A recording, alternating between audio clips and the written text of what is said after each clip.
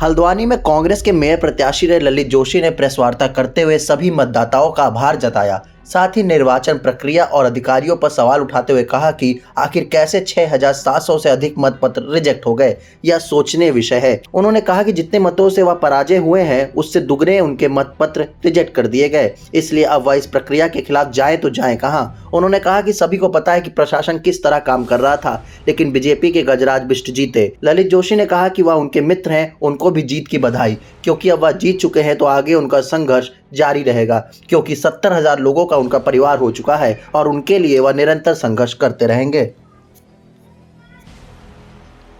जो हुआ है वो लोकतंत्र के इतिहास में दर्ज है, जनता में दर्ज है। जो भी हुआ 6,700 वोटों का कैंसिल हो जाना, उसमें अधिकांश मेरे वोटों का कैंसिल हो जाना, समझ मुझे तो नहीं, हैरान हूँ। लेकिन मैं किसके पास जा करके गुहार लगाऊंगा जब सभी पार्षदी में नहीं कैंसिल होने, पार्षदी में तो कैंसिल नहीं हुए उतने वोट, लेकिन 7-8% वोट आपका कैंसिल हो जाता है। क्या नाम कहते हैं, सॉरी 6,700 आपका जो वोट जो कैंसिल हो जाता है बताओ, मैं तो हैरान हूँ। जितने से मेरी हार नहीं हुई या मैं पीछे रह गया, उसके 2 गुना से जो है वोट कैंसिल हो गए। तो यार क्या कहा जाए इस बारे में। मुझे पता है कि इस चीज़ में मैं लंबा जाऊंगा तो जब दूध की रक्षा बिल्ली करेगी तो मैं कहाँ पहुँच पाऊंगा। इसलिए तंत्र का इतना बड़ा सत्यानाश नहीं हो सकता कि 30,000 वोटों का गायब हो जाना, है ना। तो इसको लोकतंत्र का ह्रास तो कहेंगे। कौन जिम्मेदारी तय? अधिकारी की जिम्मेदारी नहीं थी?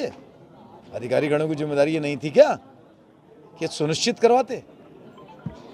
इस पर क्या कहेंगे। सब कुछ करा, जो हो सकता था वो करा उन्होंने। पूरे गैलरी की गैलरी गायब करवा दी, समझे ना। अब जो हो सकता था वो हुआ।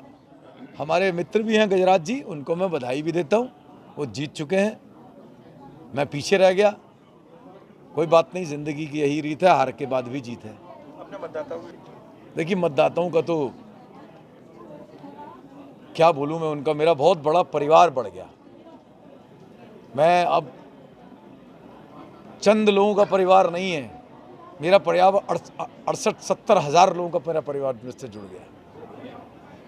और जहां आपने रणनीति की बात कही है, वहां मैं आपको कह दे रहा हूं, योद्धा ही मैं सदा रहा तो एक लड़ाई और सही, आगे भी लड़ाई मेरी चलती रहेगी। जो चीज़ें हैं समाज की वो मैं उठाते रहूँगा। और पूछना लगता है ये बताइए, कारण क्या रहा? जैसे ये कह रहे हैं कि